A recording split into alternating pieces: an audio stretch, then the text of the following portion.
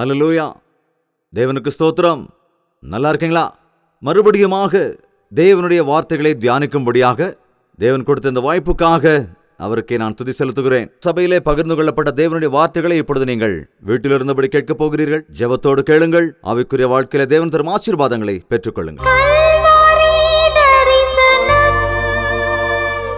Mark எழுதின சுவிசேஷம் 5வது அதிகாரம் 25வது வசனம் வாசிக்கிறேன், கவனிங்கள். அப்பொழுது 12 வருஷமாய் பெரும்பாடுள்ள ஒரு ஸ்திரீ அநேக வைத்தியர்களால் மிகவும் வருத்தப்பட்டு தனக்கு உண்டானவைகளை எல்லாம் செலவழித்தும் சற்றாகிலும் அவள் குணமடையாமல் அதிக வருத்தப்படுகிற பொழுது, இங்கே ஒரு நபரை குறித்து மிகவும் தெளிவாக எழுதப்பட்டு இருக்கிறது. இந்த ஸ்திரீ ஏதோ ஒரு ராணி அல்ல, அல்லது ஒரு பெயரும் புகழும் பெற்ற மனுஷி அல்ல. யாரோ ஒரு சாதாரண பெண்மணி, ஒரு நோயாளி. இன்னும் சொல்ல போனால் எல்லோராலும் விலக்கப்பட்டவள், எல்லோராலும் விரட்டப்படுகிற ஒருத்தி. அப்படிப்பட்ட ஸ்திரியை குறித்து இங்கே இவ்வளவு தெளிவாக எழுதப்பட்டிருக்கிறது. ஏன்? இந்த உலகத்துல பொதுவா பணம் இருக்கிறவங்க பெரிய ஆட்களை தான் எல்லாரும் போய் பார்ப்பாங்க, கேட்பாங்க. ஆனா சாதாரணமானவங்களை, துரத்தப்பட்டவங்கள, ஒடுக்கப்பட்டவங்கள, வியாதியால வேதனையோடு இருக்கிறவங்கள, துக்கத்தோடு இருக்கிறவங்கள, தீண்டத்தகாதவங்க மாதிரி யாரும் இல்லாம திக்கற்றவர்களா இருக்கிறவங்கள ஆதரிக்கிறவங்க, அவங்களுக்காக அக்கறை எடுத்துக்கிறவங்க யாரு? இயேசு கிறிஸ்து. அவர் இழந்து போனதை தேடவும் ரட்சிக்கவுமே இந்த உலகத்திற்கு வந்தேன் என்று சொன்னவர். நல்ல சுகமா இருக்கிறவங்களுக்காக நான் வரல, பிணியாளிகளுக்காகத்தான் நான் வந்தேன் என்று சொன்னார். ஆரோக்கியமா இருக்கிறவங்களுக்கு வைத்தியர் தேவையில்லை, பிணியாளிகளுக்கு தான் வைத்தியர் தேவை. எனவே இழந்து போயிருக்கிறவர்களை தூக்கி நிறுத்தத்தான் இந்த உலகத்திற்கு வந்தேன் என்றார். சிறுமைப்பட்டவர்களை, ஒடுக்கப்பட்டவர்களை ஆதரிக்கத்தான் வந்தார். வியாதிகளால், பாடுகளால், வேதனைகளால் தவித்துக் கொண்டிருக்கின்ற மக்களை மீட்டெடுப்பதற்காகத்தான் அவர் இந்த உலகத்திற்கு வந்தார். ஒருவேளை என்னை யாருமே கண்டுக்கிறது இல்ல, என் மேல யாருமே அன்பு காட்டுறது இல்ல, யாருமே உதவி செய்யறது இல்ல, ஒரு திக்கற்ற நிலையில இருக்கிறேன் என்று அநேகர் இந்த நாட்களிலே கும்மறிக் கொண்டிருக்கிறவர்கள். அப்படிப்பட்ட சூழ்நிலைகள் வருகிற போது எனக்கு யாரும் இல்லை, என்னால் ஒன்றும் செய்ய முடியாது, என்னால் வாழ முடியாது என்று சொல்லி தற்கொலை செய்து கொள்ள முயற்சி செய்கிறவர்களை நாம் பார்க்கிறோம்.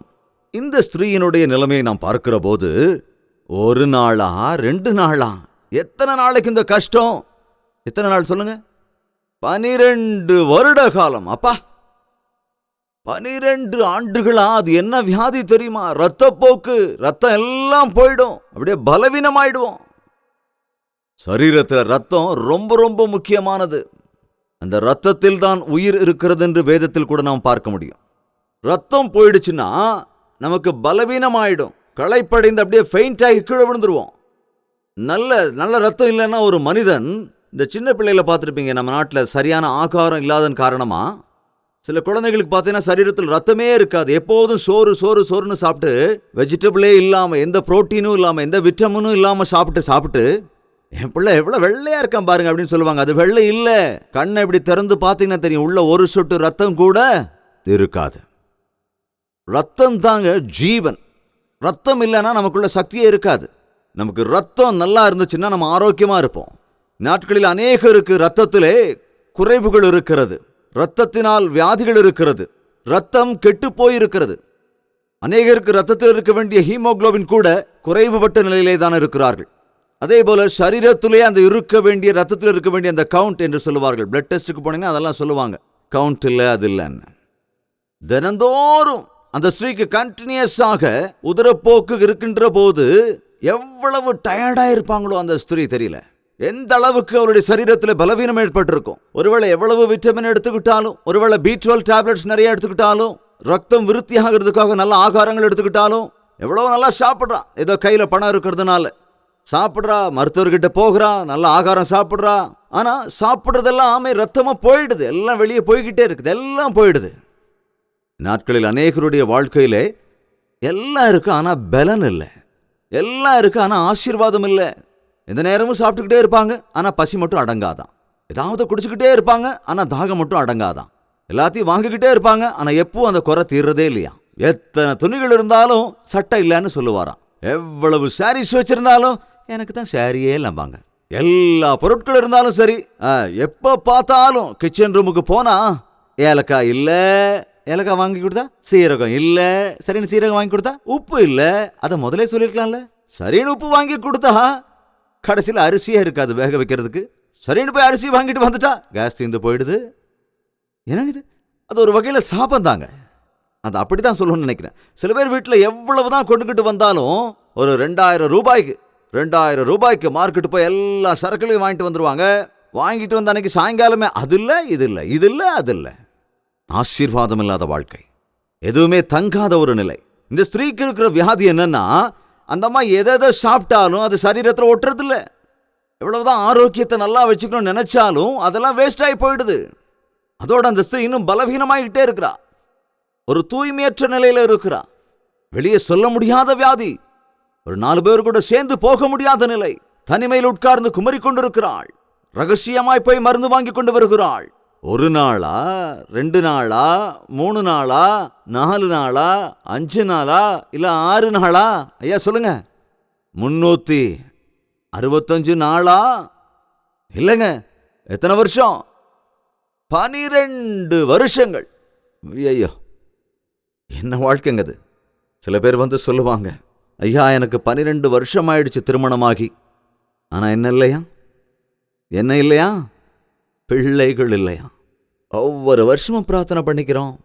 புது வருஷம் வரும்போதெல்லாம் இந்த வருஷம் ஆண்டவர் நமக்கு பிள்ளைகள் கொடுப்பாரு என்னவோ, இந்த வருஷம் எனக்கு கர்ப்பம் தங்குமோ என்னவோ, இந்த வருஷமாவது எனக்கு இருக்கிற இந்த நிந்தைகள் எல்லாம் போகுமா, அந்த டாக்டர்கிட்ட போறது, இந்த டாக்டர்கிட்ட போறது, எல்லா வைத்தியங்களும் பார்க்கறோம், எல்லா டெஸ்டையும் எடுத்து பார்க்கறோம், இப்படி என்னென்னவோ செஞ்சு பார்த்துட்டோம். ஆனா எங்களுக்கு சந்தானமே இல்லைங்க. எத்தனை பேர் நாட்களிலே தங்கள் வாழ்க்கையிலே ஆசீர்வாதம் இல்லாத நிலைமையில் இருக்கிறார்கள். வருட கணக்காக, எத்தனையோ ஆண்டுகள் கணக்காக பிரச்சனைகள் தீராமல், குடும்பத்திலே பிரச்சனைகள் தீராமல், வியாதி மாறாமல், கஷ்டம் மாறாமல் பாடுபட்டு கொண்டிருக்கிறார்கள். அப்படிப்பட்டவர்களை ஆண்டவர் பார்க்கிறார். அப்படிப்பட்டவர்களை ஆண்டவர் விடுவிப்பதற்கு சித்தமாக இருக்கிறார். அதே போல 12 ஆண்டுகள் இந்த ஸ்திரீயின் வாழ்க்கையிலே எதுவும் நடக்கவில்லை. ஏனென்றால் அதுவரைக்கும் அவள் இயேசுவை பற்றி கேள்விப்படவில்லை. அவரை குறித்து யாரும் சொல்லவில்லை. அதனால் தனக்கு என்ன தெரியுமோ அதை செய்து கொண்டு போய் கொண்டிருந்தாள். அவ்வளவுதான். அவன் எங்க போனாலும் வைத்தியர்கள் எல்லாம் போய் பார்த்து என்ன நடந்ததுன்னு பார்க்கலாம். வைத்தியர்களை போய் பார்த்தப்போ அவள் அநேக வைத்தியர்களால், ஒரு வைத்தியர் இல்லைங்க. உனக்கு என்ன வியாதி இருக்கிறோ அதுக்கேற்ற டாக்டர் தான் நீ போய் பார்க்கணும். உனக்கு ஹார்ட்ல ப்ராப்ளமா இருந்தா நீ கார்டியாலஜிஸ்ட் தான் போய் பார்க்கணும். உனக்கு தோல்ல ஏதாவது பிரச்சனை இருந்தா நீ போய் ஸ்கின் ஸ்பெஷலிஸ்ட் தான் பார்க்கணும். அல்லது உனக்கு எந்த வியாதி இருக்கிறதோ அதற்கேற்றபடி தான் நீ போய் டாக்டரை பார்க்க வேண்டும். ஆனால் இந்த ஸ்திரீ தனக்கு இருந்த பலவீனத்தினாலே ஒரு டாக்டர் கிட்ட போகலையாம், அல்லது ஒரு ஊரோடு நிறுத்திக்கலையாம். அந்த அம்மா நல்ல பணம் வச்சிருந்ததுனால எத்தனை வைத்தியர்களை பார்க்க முடியுமோ அத்தனை வைத்தியர்களையும் போய் பார்த்தாச்சு. எத்தனையோ விதமான மருந்துகளையும் சாப்பிட்டாச்சு.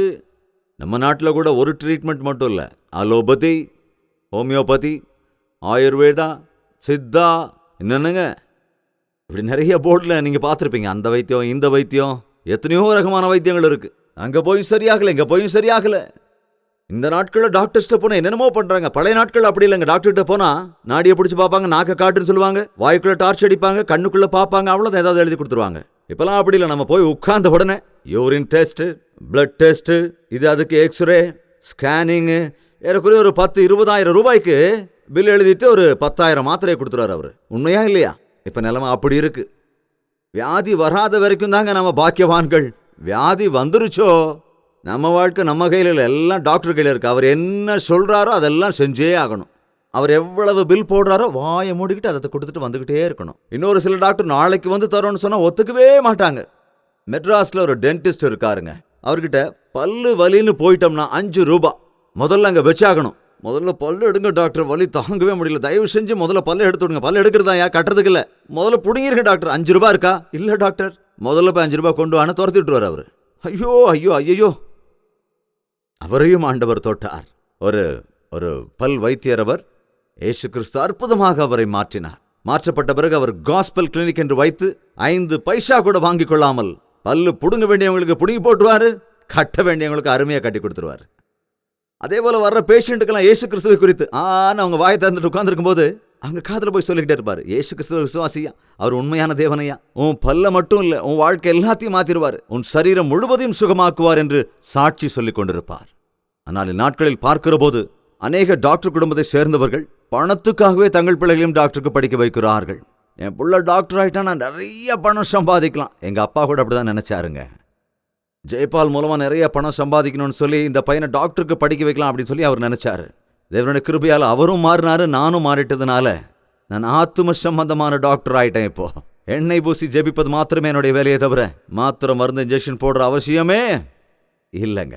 ஆனால் நாட்களில் எத்தனை பேர் டாக்டர்ஸ் கிட்ட போய் தங்ககிட்ட இருக்கிற எல்லாவற்றையும் ஒன்றும் இல்லாமல் போகடிச்சிட்டு. மெட்ராஸில் ஒரு சின்ன பாப்பா, அழகா வெள்ளையா ஒரு குழந்தை பிறந்தா. அந்த குழந்தைக்கு பிளட்ல ஏதோ பிரச்சனையோ அந்த மாதிரி ஏதோ சொல்லி அவளை டாக்டர்கிட்ட கூட்டிட்டு போனாங்க. அங்கே குத்தி குத்தி குத்தி குத்தி குத்தி குத்தி நரம்பு கிடைக்கலன்னு சொல்லி குத்தி குத்தி குத்தி குத்தி இங்கே ஒரு பெரிய பிளாஸ்டர் போட்டு விட்டுட்டாங்க. திருப்பி இந்த கையில் குத்தி குத்தி குத்தி குத்தி கடைசியில் ஒரு பேண்டேஜ் போட்டு விட்டுட்டாங்க. காலையும் குத்தி குத்தி குத்தி பார்த்துட்டு அங்கே ஒரு பேண்டேஜ். இப்படி கை கால் எல்லா இடத்துலையும் குத்தி குத்தி பார்த்துட்டு இனி பிளட் ஏற்ற முடியாதுன்னு சொல்லி வீட்டுக்கு அனுப்பி வச்சுட்டாங்க. அதுக்கு முன்னால பாவம் குழந்தை நல்லா இருந்தா, ஏதோ கொஞ்சம் பிரச்சனை இருந்தது, பிளட் குறைவா இருக்கு அல்லது குளுக்கோஸ் ஏற்றினா சரியா போயிடுன்னு சொல்லி தான் கூட்டிட்டு போறாங்க. ஆனால் அனாவசியமா கையில் காலில் குத்தி அந்த குழந்தைய பாவம் காயப்படுத்திட்டாங்க. இந்த நாட்டில் டாக்டர்ஸ் கிட்ட போனா கண்டிப்பா தாறுமாறா ஆயிடுதுங்க. பாவத்தினால் வரும் சம்பளம் மரணம்னா அதே பாவத்தினால் வர்ற பேட்டா வியாதிங்க. இந்த ஸ்திரீக்கு எதனால் இந்த வியாதி வந்தது என்று வேதத்திலே சொல்லப்படவில்லை. ஆனால் அவள் அந்த வியாதி சுகமாவதற்காக எவ்வளவோ முயற்சி செய்தாள் என்பதை இங்கே வேதத்திலே எழுதப்பட்டிருக்கிறது. அநேக வைத்தியர்களை போய் பார்த்து அநேக வருத்தப்பட்டு, இன்னும் என்ன எழுதிருக்கு பாருங்க, தனக்கு உண்டானவைகள் எல்லாவற்றையும் செலவழித்தும் சற்றாகிலும் குணமடையாமல் அதிக வருத்தப்பட்டு கையில் இருந்த பணம் எல்லாத்தையும் அவ செலவழிச்சிட்டா. மருந்துகளை வாங்கி வாங்கி எல்லாம் காலி ஆயிடுச்சு. அநேகருடைய வீடுகளிலே எவ்வளவுதான் சம்பாதிச்சாலும் ஆசீர்வாதமே இருக்காது. காரணம், அவங்க சம்பாதிக்கிற பணம் எல்லாம் ஹாஸ்பிட்டலுக்கோ வைத்தியர்கள்கிட்டயோ போய்கிட்டே இருக்கும். இந்த நாட்களில் பாதி பேர் இந்த டயபெட்டிக் பேஷண்ட்ஸ் குறைஞ்சது ஒரு 1000 ரூபாயாவது செலவழிச்சே ஆகணுமா. அந்த மாத்திரையை சாப்பிட்டுக்கிட்டே இருந்தால் தான் அந்த சுகர் கண்ட்ரோல்லையே இருந்துகிட்டு இருக்கும். தங்களுடைய சம்பாத்தியத்தில் ஒருவேளை வயது முதிர்ந்தவர்களுக்கு அப்படிப்பட்ட பலகீனங்கள் வரலாம். அப்படி அவர்கள் முதிர் வயது அடைந்த பிறகு அவருக்கு வருகிற அந்த பென்ஷனில் அந்த 1000 ரூபாய் அந்த சின்ன மாத்திரைக்காகவே அவங்க செலவழிக்க வேண்டியிருக்கு. அவங்களுடைய சம்பாத்தியத்தில் அவங்க வாழ்க்கை முழுசு செஞ்ச வேலைக்காக கிடைக்கிற அந்த பென்ஷன் பணத்தில் பாதி பணத்தை டேப்லெட்டுக்காக செலவழிக்கிறாங்க. எத்தனை பேர் தன்னுடைய சம்பாத்தியத்தில் பாதியை இந்த நாட்களிலே மருந்துகளுக்காக, மாத்திரைகளுக்காக, மருத்துவத்துக்காக செலவு செய்து கொண்டிருக்கிறார்கள். இந்த ஸ்திரீயோ 12 வருடங்களிலே அவளிடத்தில் உள்ள எல்லாவற்றையும் அவள் செலவழித்து விட்டாளாம். என்றால் முதல்ல தங்கிட்டு இருக்கிற பணம் எல்லாம் செலவழிஞ்சிருச்சு. அதுக்கப்புறம் மெதுவா ஒரு கொலுசை கழட்டி விற்கிறா. அதுக்கப்புறம் தங்கிட்டு இருந்த நகைகள் எல்லாம் கழட்டி விற்கிறா. அதுக்கப்புறம் பொருட்களை விற்க ஆரம்பிச்சிட்டா. இப்படி ஒன்னொன்னா எல்லாம் போயிடுச்சு. அப்படின்னா அந்த ஸ்திரீ ஒவ்வொன்னா வித்து வித்து 12 வருஷங்கள்ல இப்போ எல்லாம் போன, எதுவும் இல்லாத நிலைமையில இருந்திருப்பாங்க. போனா போட்டும், எல்லாம் போனாலும் ஆரோக்கியம் இருந்தா கூட பரவாயில்ல. ஆரோக்கியமே மகாபாக்கியம்னு சொல்லுவாங்க. எதுவும் இல்லைன்னா கூட பரவாயில்லங்க. பணம் போனா கூட காலும் கையும் நல்லா இருந்தா பணத்தை பத்தி என்னங்க கவலை, அதை எப்படியும் சம்பாதிச்சுக்கலாம். ஆனா ஆரோக்கியம் சரியில்லாம போயிடுச்சுன்னா, சரீரத்தில் தாங்க முடியாத வேதனை, பலவீனம் வந்துட்டா என்ன சம்பாதிக்க முடியும், என்ன வேலை செய்ய முடியும், என்ன உத்தியோகம் பார்க்க முடியும்? இவள் எல்லாவற்றையும் இழந்து போய்விட்டாள். இறுதியில் கொஞ்சம் கூட பிரயோஜனமே இல்லை. வியாதியை தவிர அந்த அம்மா கிட்ட இருந்த எல்லாமே இப்ப போயிடுச்சு, எல்லாம் போயிடுச்சு. ஆனா இன்னொரு வசனம் இருக்கு பாருங்க. அவள் இயேசு கிறிஸ்துவை குறித்து கேள்விப்பட்டு பாடா. அந்த அம்மா வீட்டு பக்கத்தில் இருந்தவங்க யாரும் கிறிஸ்தவங்க இல்லை போல. அந்த அம்மாவுக்கு ட்ரீட்மெண்ட் கொடுத்தவங்கள கூட ஒரு கிறிஸ்தவ டாக்டர் இல்லை போல இருக்கு. அவளுடைய உறவினர்கள் யாருமே கிறிஸ்தவை அறியாதவர்களாக இருந்திருப்பார்கள் போல. அந்த ஸ்திரீயினிடத்தில் இயேசுவை குறித்து சொல்ல வேண்டும் என்ற பாரமுள்ள எந்த பாஸ்டரும் இருந்திருக்க மாட்டாங்க போல. ஏனென்றால் 12 ஆண்டுகளாக இயேசுவை குறித்த சுவிசேஷம் அவளை போய் சென்றடையவில்லை. கிறிஸ்துவை குறித்த சத்தியம் அவளுக்கு சேரவில்லை. எதற்காக இந்த சபையை நாம வச்சிருக்கிறோம் நினைக்கிறீங்க? ஃபண்ட் ரைஸ் பண்ணுவதுக்கா? இல்ல டிவி ஸ்பான்சர்ஷிப்பை உங்ககிட்ட இருந்து ரைஸ் பண்றதுக்காகவா? அல்லது உங்களை டிவி கிளப் மெம்பர்ஸா சேர்த்துக்கிட்டு மாசம் உங்ககிட்ட இருந்து காசு பிடுங்கிட்டே இருக்கிறதுக்காகவா? இல்லைங்க, இல்லவே இல்லை. அதாவது நான் ரட்சிக்கப்பட்ட நாளிலிருந்து தேவன் எனக்கு கொடுத்திருக்கிற பாரம் என்னவென்று கேட்டால், சுவிசேஷத்தை அறியாதவர்களுக்கு சுவிசேஷத்தை அறிவிக்க வேண்டும். Reach the unreached. கிறிஸ்துவின் நாமத்தை அறியாத இடங்களிலே அவருடைய நாமத்தை பிரசங்கிக்க வேண்டும். ஒரு முறை கூட என்னை சுகப்படுத்துவதற்கு இயேசு என்று ஒருவர் இருக்கிறார் என்று தெரியாத மக்கள் இருக்கிறார்களே. நான் ரட்சிப்பை பெற்றுக்கொள்வதற்கு இயேசு கிறிஸ்து என்ற மார்க்கம் இருக்கிறது என்பதை தெரியாதவர்கள் இருக்கிறார்களே. நான் கெட்டுப்போய் மரிக்க தேவையில்லை. என்னை மன்னித்து ரட்சிப்பதற்கு தேவன் ஒருவர் இருக்கிறார் என்ற விஷயத்தை இன்னும் அறியாதவர்கள் இருக்கிறார்களே, அவர்களுக்கு இயேசுவை குறித்து சொல்ல வேண்டும். அதுதான் எனக்கு கொடுக்கப்பட்ட கட்டளை. அந்த ஸ்திரீ ஓடினாள், தேடிக்கொண்டு ஓடினாள். ஓடி அவருடைய வஸ்திரத்தின் ஓரத்தை தொட்டாள், அவ்வளவுதான். அப்படி தொட்ட உடனே அவளுக்குள் என்ன நடந்தது? அங்கே என்ன நடந்தது? வாங்க வேகமா பார்த்தரலாம் வாங்க. உடனே அவளுடைய உதரத்தின் ஊரல் நின்று போயிற்று. 12 ஆண்டுகளாக அவளுக்குள் இல்லாத அந்த சுகம் அந்த க்ஷணத்திலேயே அந்த உதரத்தின் ஊரல் நின்று போயிற்று. வேதனை நீங்கி ஆரோக்கியம் அடைந்ததை அவள் தன் சரீரத்தில் உணர்ந்தாள். இம்மீடியட்டா, இன்ஸ்டன்டா, உடனே அந்த இரத்தத்தின் ஊரல் நின்று போனது. வலி குறைந்து விட்டது, பாடுகள் மாறி போனது. அவளுக்கு ஒரு ரிலீஃப் வந்தது, இமீடியட்டாக ரிலீஃப். மிகவும் சந்தோஷத்தை அவள் அனுபவித்துக் கொண்டிருந்த சமயத்திலே உடனே ஆண்டவர் சொல்லுகிறார், தம்மில் வல்லமை புறப்பட்டதை உணர்ந்து என் வஸ்திரங்களை தொட்டது யார்? அவருக்கு பக்கத்தில் நின்றுட்டு பேதுரு கேட்டிருப்பான், என்ன ஆண்டவரே என் வஸ்திரங்களை தொட்டது யார்? என்னில் வல்லமை புறப்பட்டது என்று சொன்னபோது பேதுரு கேட்டிருப்பான், என்ன ஆண்டவரே இவ்வளவு திரளான மக்கள் நம்மளை அப்ப இருந்து நெருக்கிக்கிட்டு இருக்கிறாங்க, அந்த பக்கம் இந்த பக்கம் வந்து மேல முட்டி மோதிக்கிட்டு இருக்காங்க, இத்தனை பேர் இருக்கிற இந்த கூட்டத்தில் யார் என்னை தொட்டதுன்னு கேட்கிறீங்களே? எத்தனையோ பேர் அங்கே ஆண்டவரை தொட்டிருப்பார்கள். ஆனால் விசுவாசத்தோடு தொட்டவள் ஒரு ஸ்திரீ. எத்தனையோ பேர் கூட்டத்திற்கு வருகிறீர்கள், ஆனால் விசுவாசித்து வார்த்தையை கேட்கிறவர்கள் தான் விடுதலையை பெற்றுக்கொள்வீர்கள். கூட்டத்தில் இருக்கிற எல்லாருக்கும் சொஸ்தம் உண்டாயிடாது. கூட்டத்துக்கு வந்து எல்லாருடைய பிரச்சனைகளும் போயிடாது. இயேசு கிறிஸ்துவை சுற்றி அநேகர் இருக்கிறார்கள், ஆனால் அவர்களுக்கு எதுவும் நடக்கவில்லை. ஆனால் எங்கிருந்தோ வந்தவள் விசுவாசத்தோடு அவரை தொட்டாள், உடனே சுகத்தை பெற்றுக்கொண்டாள். அவள் ரகசியமாக, யாரிடத்திலும் சொல்ல முடியாத வியாதி என்பதால் எப்படியாவது சுகமாயிரணுங்கிறதுக்காக ரகசியமா வந்தவ ரகசியமா போயிடலாம் நினைச்சா, ஆனால் அது நடக்கவில்லை. என் வஸ்திரத்தை யாரோ தொட்டிருக்கிறார்கள், என்னிலிருந்து வல்லமை புறப்பட்டிருக்கிறது என்று ஆண்டவர் அங்கே கேட்கிற பொழுது அந்த ஸ்திரீ பயந்து போய் இனி மறைக்க முடியாது என்று சொல்லி தன்னை வெளிப்படுத்தி அவள் அங்கே என்ன சொன்னால் பார்க்கலாம். தன்னிடத்திலே சம்பவித்ததை அறிந்த அந்த ஸ்திரீயானவள் பயந்து நடுங்கி அவர் முன்பாக வந்து விழுந்து உண்மை உண்மை எல்லாம் அவருக்கு சொன்னாளாம். ஐயா, எனக்கு ஏன் இந்த வியாதி வந்தது தெரியுமா? அங்கிருந்து சொல்ல ஆரம்பிச்சா கதைய. சில பேர் அங்கிருந்து சொல்ல மாட்டாங்க. ஐயா கடன்ல மாட்டிக்கிட்டேன், எனக்காக பிரார்த்தனை பண்ணுங்க. ஏங்க கடன்ல மாட்டிட்டீங்க? ஏதோ கடன்ல மாட்டிக்கிட்டேன். ஐயா எதுக்காக கடன்ல மாட்டினேன்? அது சீட்டாடி ஆடி கடன்ல மாட்டிக்கிட்டேன், சூதாட்டம் ஆடி ஆடி கடன்ல மாட்டிக்கிட்டேன், குடிச்சு குடிச்சு குடிக்கிறதுக்காக 5, 10ன்னு ஊரெல்லாம் கடன் வாங்கி இப்ப கடனுக்கு மேல கடனாக ஆயிடுச்சுயா. அல்லது ஏதோ தப்பு பண்ணிட்டதுனால இந்த பிரச்சனையில மாட்டிக்கிட்டேன்னு சொல்ல மாட்டாங்களே. எய்ட்ஸ் வியாதிக்காக பிரார்த்தனை பண்ணுங்க ஐயா. எதுக்காக வந்ததுங்க இந்த எய்ட்ஸ்? தெரியலையா, எப்படி எனக்குள்ள வந்துருச்சு தெரியல. ஐயோ என்ன பொய்யே. பொதுவாக நம்ம சொல்லுவோம், லாயர்கிட்டயோ இல்ல டாக்டர்கிட்டயோ கண்டிப்பா இந்த பொய்யும் சொல்லக்கூடாதுன்னு. அதே போல இயேசு பிரபு கிட்ட வரும்போது உன்னுடைய சங்கதியை நீ ஒழுங்கா சொல்லணுயா, மனஸ்தாபப்பட்டு அறிக்கையிடணும். மேலோட்டமான சுகமாகுதல் அல்ல, உள்ளார்ந்த சொஸ்தம் வேண்டுமென்றால் இருதயத்தின் ஆழத்திலே நீ மனஸ்தாபப்பட வேண்டும். நான் அறியாமையினாலே பாவம் செய்து விட்டேன், அந்த பாவத்தினால் இந்த வியாதி எனக்கு வந்திருக்கிறது, இந்த வியாதியை நீக்க நான் சுய முயற்சிகள் எல்லாம் செய்து விட்டேன், ஆனால் எனக்கு விடுதலை கிடைக்கவில்லை. ஏசப்பா உம்மை நான் நம்பினேன், இதோ தொட்டேன், நான் சுகத்தை பெற்றுக்கொண்டேன் என்று தன்னுடைய சங்கதி எல்லாவற்றையும் முழுமையாக எல்லாரும் முன்னாலும் எல்லோரும் முன்னாலும் வேதம் சொல்லுகிறது போல எல்லோருடைய முன்னிலையிலும் சாட்சி சொன்னாள். ரகசியமாய் இயேசு கிறிஸ்துவை பின்பற்றுவது முடியாத காரியம்.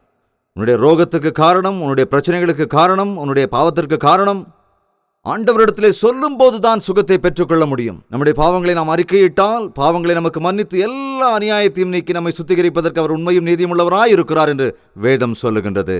அந்த ஸ்திரீ தன்னுடைய உண்மையான நிலையை அங்கே அறிக்கை செய்ததினால்தான் எல்லோரும் முன்பாக அவள் சாட்சியாக சொன்னபோது ஆண்டவர் அவளை பார்த்து சொல்லுகிறார். 5வது அதிகாரம் 34வது வசனத்திலே, மகளே, உன் விசுவாசம் உன்னை ரட்சித்தது, நீ சமாதானத்தோடே போ, உன் வேதனை நீங்கி சுகமாயிரு என்றார். அப்ப முதல்ல அவ சொஸ்தமாக்கப்படலையா? ஏற்கனவே அவ சுகமாக்கப்பட்டுட்டால, மறுபடியும் ஆண்டவர் சுகமாவா அப்படிங்கிறார். என்னது? அதாவது ஏற்கனவே அவள் பெற்றுக்கொண்டது டெம்பரரி ரிலீஃப், ஏற்கனவே அவள் பெற்றுக்கொண்டது தற்காலிகமான சுகமாகுதல். அந்த நேரத்தில் அவள் சுகத்தை பெற்றாள். இந்நாட்களில் அநேகர் சபைக்கு வந்து அங்க வந்து உட்கார்ந்து அந்த தற்காலிக சுகத்தை பெற்றுக்கொண்ட உடனே சொல்லுவாங்க, ஐயா அப்பாடா பரலோகத்தில் இருக்கிற மாதிரி இருக்குங்க எங்களுக்கு. வசனத்தை கேட்டுக்கிட்டே இருக்கும்போது அது எவ்வளோ நல்லா இருக்குதுன்னா அப்படியே தூக்கம் வந்துடுதுங்க. அப்படி வீட்டுக்கு போனால் எத்தனை நேரம் படுத்தாலும் தூக்கமே வராதுங்க. இங்கே தேவ சந்நிதி அப்படிங்கிறதுனால அந்த தற்காலிகமான ரிலீஃப், அந்த சுகமாகுதல், அந்த விடுதலை, அந்த தீர்மானம், நான் இனிமேல் குடிக்க மாட்டேன், நான் இனிமேல் சூதாட போக மாட்டேன், இனிமேல் நான் சினிமாவுக்கு போக மாட்டேன் அப்படின்னு ஒரு வைராக்கியமான தீர்மானத்தை எடுப்பாங்க சில பேர். ஆனா 2 நாள் அல்லது 3 நாளைக்கு மேல நிலைநிற்க முடியாது. காரணம் என்னன்னா, ஆண்டவர் உன்னுடைய தீர்மானத்துல முத்திரை வைக்கணும், சீல் பண்ணணும். எனவே ஆண்டவர் அந்த ஸ்திரியை பார்த்து சொல்லுகிறாள், மகளே சமாதானத்தோடே போ, உன் விசுவாசம் உன்னை ரட்சித்தது, உனக்கு சுகம் வந்து விட்டது, உன் வேதனை நின்று போயிற்று. அப்படின்னா அர்த்தம் என்னன்னா, திரும்ப ஒரு காலம் இந்த உதிரப்போக்கு என்ற வியாதி உனக்கு வரவே வராது. இந்த வயிற்று வலி, தலைவலி அல்லது இடுப்பு வலி, இப்படி எந்த வலியுமே மறுபடியும் உன்னுடைய வாழ்க்கையில அந்த வலி வரவே வராது. ஆண்டவர் ஏசப்பாவை ஒரு டேப்லெட் மாதிரி பயன்படுத்துவாங்க. குரோசின் அப்படிம்பாங்கல்ல, அந்த குரோசின் போட்டுக்கிட்டா தலைவலி போயே போச்சு அப்படிம்பாங்க. எவ்வளோ நேரம் போகும்? ஒரு 3 மணி நேரம் போகும். மறுபடியும் தலை வந்து மறுபடியும் குரோசின் சின் டேப்லெட்ஸ், அநேக டேப்லெட்ஸ் பேருக்கு பின்னால் இருக்கிற வார்த்தை என்ன தெரியுமா? குரோசின், மெட்டாசின், அனாசின், இந்த மாதிரி எல்லாம் சின்னு தான். சின்னால வந்த வியாதிக்காக சின்ன டேப்லெட்.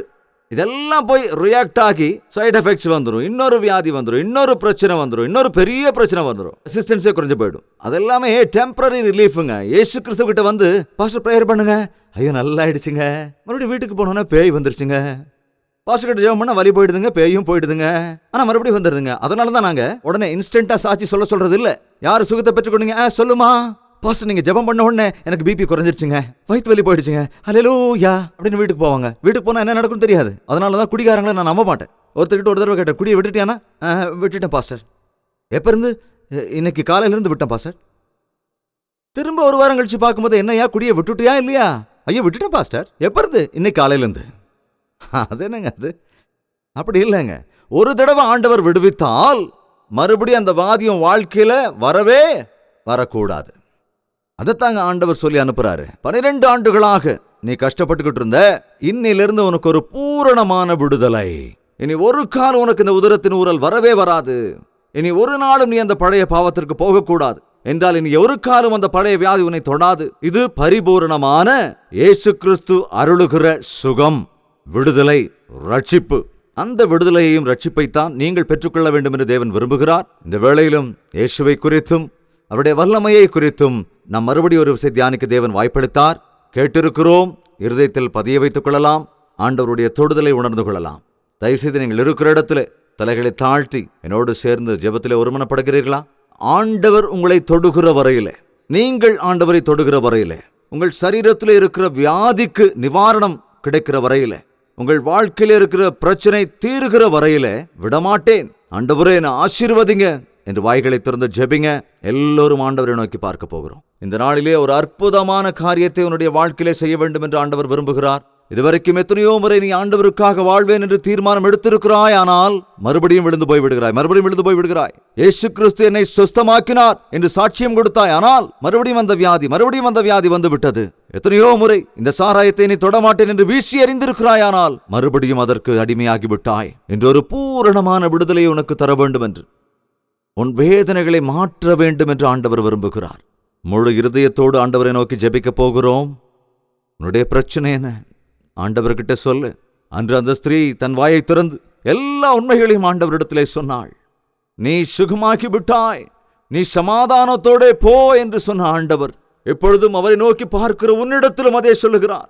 உன் வியாதி சுகமாகிறது, உன்னுடைய பாடுகள் மாறுகிறது, உன் பாவங்கள் மன்னிக்கப்பட்டன, நீ சமாதானத்தோடே போ என்று ஆண்டவர் உன்னிடத்தில் சொல்லுகிறார். விசுவாசி, விசுவாசி, விசுவாசி. இன்று ஒரு நூதன சிருஷ்டியாய் மாற்றப்பட்டு தான் உன் வீட்டிற்கு போவாய் என்று நண்பு. ஆண்டவரிடத்தில் கேள், ஜெபி. பரிசுத்தமுள்ள பிதாவே, இந்த வேளையில் நம்முடைய பிரசன்னம் இங்கு இருக்கிற ஒவ்வொருவரும் உணர்ந்து கொள்ள வேண்டும். ராஜா, எந்த கட்டுக்களில் இருக்கிறார்களோ அவர்களை விடுவீங்கப்பா. எல்லா பாடுகளிலிருந்தும் அவங்கள விடுவீங்க. இருக்கிற பிரச்சனைகள் எல்லாவற்றிலிருந்து விடுதலை செய்யுங்க. என்ன தேவைகளோடு இருக்கிறார்களோ அதை செய்து கொடுங்க. எல்லா விதமான வியாதிகளையும் நசரேயனாகிய இயேசு கிறிஸ்துவின் நாமத்திலே சுகமாகட்டும் அப்பா. எங்கெங்கோ அலைந்து எத்தனையோ மருந்து மாத்திரைகளை உண்ட பின்பும் சுகமாகாத நிலையிலே வந்திருக்கிற உம்முடைய பிள்ளைகளை ஒரு விஷயம் தொடுங்க ராஜா. அந்த பயங்கரமான பாவத்தினாலே வருவித்துக் கொண்ட அந்த பயங்கரமான வியாதியை இயேசு கிறிஸ்துவின் நாமத்திலே சுஸ்தமாக்குகிறேன் பிதாவே. நூதன சிருஷ்டியாய் மாற்றுங்க. எந்த சகோதரிக்கு எந்த பலகீனம் இருக்கிறதோ, எந்த குடும்பத்தில் எந்த பிரச்சனை இருக்கிறதோ நீர் அறிந்திருக்கிறீர் என்பதால், அது கேன்சராக இருந்தாலும், அல்லது லிவர் ப்ராப்ளமாக இருந்தாலும், அது ஹார்ட் ப்ராப்ளமாக இருந்தாலும், அது நர்வ்ஸ் ப்ராப்ளமாக இருந்தாலும், அது போன் டிசீஸா இருந்தாலும், போன் கேன்சரா இருந்தாலும், எப்பேற்பட்ட வியாதியா இருந்தாலும், எந்த மருத்துவராலும் சுகமாக்க முடியாத வியாதியா இருந்தாலும், நீர் பட்ட அடியிலே எங்களுக்கு சுகமாகுதல் இருக்கிறது என்று விசுவாசிக்கிறோம் அப்பா. நாடி நரம்புகளுக்கு இரத்தத்தை அனுப்பக்கூடிய தேவன் நீர். எலும்புகளிலே முடங்காத நிலையில் இருக்கிற எல்லாவற்றையும் உம்முடைய வார்த்தையினாலே சுகமாக்க வல்லமையுள்ள தேவன் நீர். உம்முடைய அற்புத காரியத்தை இப்பொழுதே நடப்பிங்க ஆண்டவரே. என்னை ஆண்டவர் சுகமாக்கினார், என்னை ஆண்டவர் விடுவித்தார், என் வியாதி பூரணமாய் சுகமானது என்று சாட்சி சொல்லுகிற வகையில் இந்த சகோதர சகோதரிகளை கண்ணோக்கி பாருங்க ராஜா. குடும்பத்திலே நிம்மதி இல்லாமல், எங்கு வேலை தேடினாலும் கிடைக்காமல், எந்த வியாபாரம் செய்தாலும் விருத்தி அடையாமல், எந்த வேலை செய்தாலும் திருப்தி இல்லாமல், நஷ்டத்திலே கஷ்டத்தில் இருக்கிறவர்களை ஒரு விஷயம் கண்ணோக்கி பாருங்கப்பா. பயிர்கள் விளையவில்லையே, கூலிக்கு கூட வேலை கிடைக்கவில்லையே என்று கதறுகிறவர்களை நினைவு கூறுங்க ராஜா. அவர்கள் சாபங்களை உயர்வா மாத்துங்கப்பா. அவர்கள் தீங்குகளை நன்மையாய் மாற்றுங்க ராஜா. கஷ்ட நஷ்டங்கள் எல்லாவற்றையும் ஆசீர்வாதமாய் மாற்றுங்க ராஜா. மாற்றுங்கப்பா. ஏதோ முன்னால் நிற்கிற ஒருவரையும் கைவிடாதீங்கப்பா. உம்முடைய ஜீவ புத்தகத்தில் எங்களுடைய எல்லோருடைய பேரையும் எழுதி வைங்க ராஜா. உம்முடைய ராஜ்யத்திற்கு எங்க எல்லோரையும் சேர்த்துக் கொள்ளுங்கப்பா. ஐயா, ஒருவர் கூட கெட்டு போய் விடாமல், இங்க நிற்கிற ஒருவரும் விழுந்து விடாதபடி எல்லோரும் ரட்சிக்கப்படத்தக்கதாக கிருபை செய்யுங்க. நிரந்தரமான உயர்வு, நித்தியமான ரட்சிப்பை எங்கள் ஒவ்வொருவருக்கும் நீர் அருள வேண்டும் என்று, உம்முடைய ஆசீர்வாதத்தால் எங்களை நிரப்பி எங்கள் ஒவ்வொருவரையும் நீர் வீட்டிற்கு அனுப்ப வேண்டும் என்று இயேசு கிறிஸ்துவின் நாமத்தில் ஏறெடுக்கிறேன் பிதாவே, ஆமென். கர்த்தராகிய இயேசு கிறிஸ்துவினுடைய கிருபையும், பிதாவாகிய தேவனுடைய அன்பும், பரிசுத்த ஆவியானவருடைய அந்யோன்ய ஐக்கியமும் சந்தோஷமும் சமாதானமும் கூடியிருக்கிற ஒவ்வொருவரோடும் இப்பொழுதும் எப்பொழுதும் சதா காலங்களிலும் நீடித்து நிலைத்திருப்பதாக. ஆமென். ஹalleluya. பிரியமான தேவனுடைய பிள்ளைகளே, உங்களுக்கு ஒரு நற்செய்தி. ஒவ்வொரு நாள் காலையும் தேவனுடைய புதிரான கிருபைகளை பெற்றுக்கொள்ளும்படியாக ஒரு சுருக்கமான வசன தியானத்தை அனுதின தியானம் என்னும் நிகழ்ச்சியாக நாங்கள் கொடுத்து கொண்டு வருகிறோம். டாக்டர் ஜெயபால் தமிழ் என்னும் யூடியூப் சேனல்ல ஒவ்வொரு நாளும் காலையில 7 மணிக்கு வருகிற இந்த நிகழ்ச்சியை, இது யூடியூப்ல இருக்கிறதுனால உங்களுக்கு நேரம் கிடைக்கும் போது தேவ பிள்ளைகள் நீங்க இந்த நிகழ்ச்சியை பார்த்து பயனடைய வேண்டும் என்று உங்களை கேட்டுக்கொள்கிறோம். நினைவில் வைத்துக் கொள்ளுங்க, ஒவ்வொரு நாள் காலை 7 மணிக்கும் அனுதின தியானம் டாக்டர் ஜெயபால் தமிழ் யூடியூப் சேனல்ல உங்களுக்காக பாருங்க, ஆசீர்வதிக்கப்படுங்க. கடன் பிரச்சனையில மாட்டிக்கிட்டு இருக்கீங்களா? அல்லது உத்தியோக விஷயத்துல ஏதாவது பிரச்சனையில இருக்கீங்களா? பொருளாதார பிரச்சனைகளால ரொம்ப கஷ்டப்பட்டுக்கிட்டு இருக்கிறீங்களா? நிந்தைகளையும் அவமானங்களையும் தாங்க முடியாத ஒரு நிலைமையில இருக்கீங்களா? என்னுடைய வாழ்க்கை யாருக்குமே பிரயோஜனமானதா இல்லையா, எதுக்கு இந்த வாழ்க்கை அப்படின்னு உங்களை நீங்களே நிந்திக்கிற ஒரு நிலைமைக்குள்ள இருக்கீங்களா? இன்று ஆண்டவர் உங்களோடு தான் பேசுகிறார். உங்களை அன்பு கூறுகிற ஆண்டவர் இருக்கிறார் என்று, உங்களை விடுவிக்கிற கிறிஸ்து இருக்கிறார் என்று, உங்களுக்கு உதவி செய்கிற தேவன் இருக்கிறார் என்று நம்புங்க. அவர் மேல விசுவாசத்தை வச்சு உங்க தவறுகளை நீங்க ஒத்துக்கிட்டு அறிக்கை செய்யுங்க. கண்டிப்பா ஒரு அற்புதத்தை உங்க வாழ்க்கையில பாப்பீங்க. எப்போதும் இதே மாதிரி இருக்க மாட்டீங்க. இன்னையிலிருந்து உங்களுடைய வாழ்க்கையில ஒரு புது காரியத்தை, ஒரு உயர்ந்த காரியத்தை, ஒரு உன்னதமான காரியத்தை செய்யறதுக்கு ஆண்டவர் வல்லமையுள்ளவராய் இருக்கிறார். தயவு செய்து இந்த நிகழ்ச்சி முடிந்ததும் முழங்கால் படியிட்டு ஜெபியுங்கள். தேவனுடைய சமூகத்தில் உங்கள் இருதயத்தை திறந்து ஊற்றுங்கள். உங்கள் ஜெபத்திற்கு ஆண்டவர் பதில் தருவார். எவ்வளவு அற்புதமாக உங்களை அவர் விடுவித்தார் என்பதை நீங்களே எங்களிடத்திலே சாட்சியாக சொல்லுவீர்கள். உங்களுக்காக நாங்களும் ஜெபிக்க விரும்பினால் உங்களுடைய ஜெப தேவைகளை விவரமாக எழுதி ஒரு போஸ்ட் கார்டிலே அனுப்பி வையுங்கள். ஆண்டவர் சொன்னதில் வைத்து உங்களுக்காக ஜெபிக்க தயாராயிருக்கிறோம். ஆண்டவர் நிச்சயம் உங்களுக்கு உதவி செய்வார். ஆண்டவருக்கு சித்தமானால் மறுபடியும் சந்திக்கலாம். அது வரைக்கும் தேவனுடைய மகா கிருபை உங்களுக்கு துணையாயிருப்பதாக. உங்கள் தேவைகள் எல்லாவற்றையும் நீங்கள் எழுத வேண்டிய முகவரி ஜெயபால் ஃபவுண்டேஷன்ஸ், இலக்கம் 29, new colony road, Velachery, Chennai 6,42,00,000.